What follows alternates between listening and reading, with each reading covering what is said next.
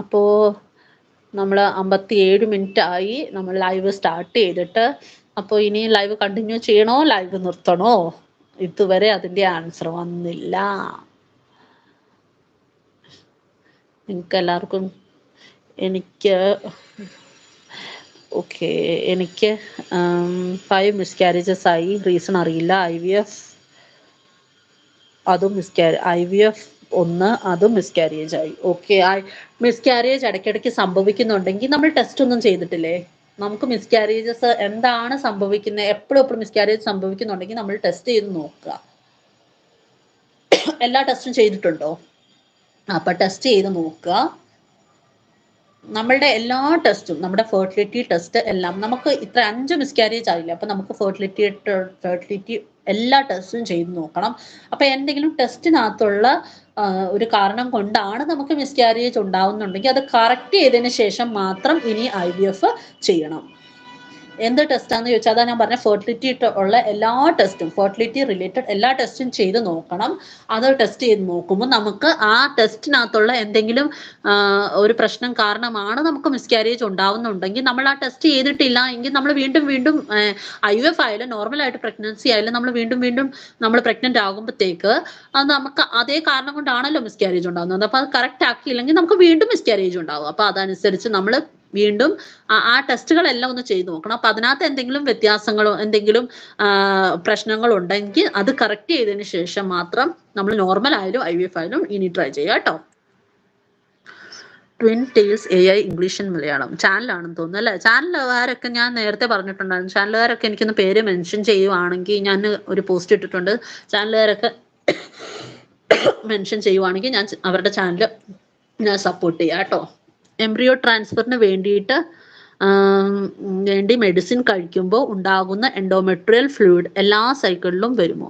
Embryo ട്രാൻസ്ഫറിന് വേണ്ടി medicine കഴിക്കുമ്പോൾ ഉണ്ടാകുന്ന എൻഡോമെട്രിയൽ ഫ്ലൂയിഡ് എല്ലാ സൈക്കിളിലും വരുമോ? കഴിഞ്ഞ മന്ത് ക്യാൻസൽ ചെയ്തിരുന്നു. ഇല്ല, വരത്തില്ല. ഓക്കെ, ഒരു ഗുഡ് ഡോക്ടറെ സജസ്റ്റ് ചെയ്യുമോ?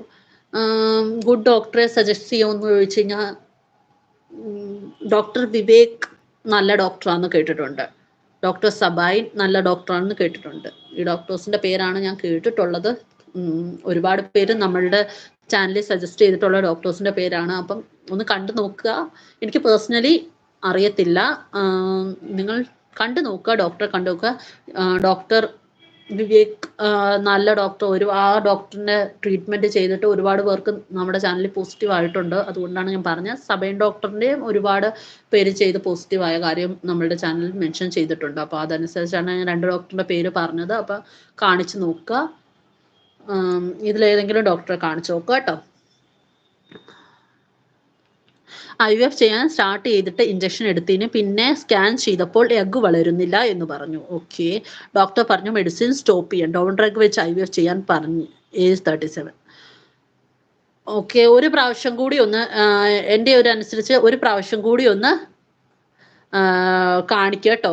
ഒരു പ്രാവശ്യം കൂടി ഡോക്ടറിനോട് IVFന് മെഡിസിൻ സ്റ്റാർട്ട് ചെയ്യാൻ ഒന്നുകൂടെ ചെയ്യുവാണെങ്കിൽ ഡോണർ എഗ് വെച്ചിട്ട് IVF ചെയ്യാൻ പറഞ്ഞു. താല്പര്യം ഉണ്ടെങ്കിൽ ഡോണർ എഗ് വെച്ചിട്ട് IVF ചെയ്യുക. അതല്ല താല്പര്യമെങ്കിൽ ഒരു പ്രാവശ്യം കൂടി IVF ചെയ്യാനുള്ള മെഡിസിൻസ് സ്റ്റാർട്ട് ചെയ്യുക അടുത്ത സൈക്കിളിൽ.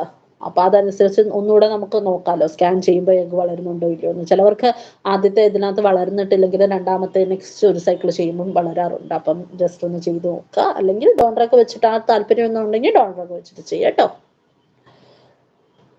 ഞാൻ സബൈൻ ഡോക്ടറെയാണ് കണ്ടേ. ഓക്കെ, സബൈൻ ഡോക്ടറെയാണ് കണ്ടേ. ഓക്കെ, നല്ല ഡോക്ടറാണോ സബൈൻ സാറ്? നമ്മുടെ ചാനലിൽ ഒരുപാട് പേര് സബൈൻ ഡോക്ടറെ കണ്ടിട്ടുണ്ട്. അതാണ് ഞാൻ പറഞ്ഞത്. വിവേക് ഡോക്ടറിനെയും കണ്ടിട്ടുണ്ട്, യാനയുടെ. അപ്പോൾ അതനുസരിച്ചാണ് ഞാൻ 2 ഡോക്ടറുടെ പേര് സജസ്റ്റ് ചെയ്തത്.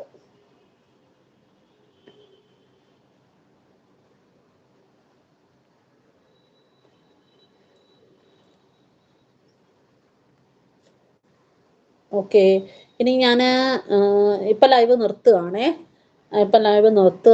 ഞാൻ ഇനിയും വൈകിട്ട് 4 മണിക്ക് ലൈവ് വരാം. അപ്പോൾ 4 മണിക്ക് ലൈവ് വരുമ്പോഴത്തേക്ക് ഞാൻ ബാക്കി കാര്യങ്ങളെല്ലാം ഇനി വേറെ ഉള്ള കാര്യങ്ങൾ ഞാനിപ്പോൾ പോസ്റ്റ് ഇടാം. പോസ്റ്റ് ചെക്ക് ചെയ്യണം. എല്ലാവരും ഇവിടെ ഉള്ള എല്ലാവരും പോസ്റ്റ് ചെക്ക് ചെയ്യണം, ഒന്ന് മറക്കരുതേ. പോസ്റ്റ് ഇടാം കേട്ടോ.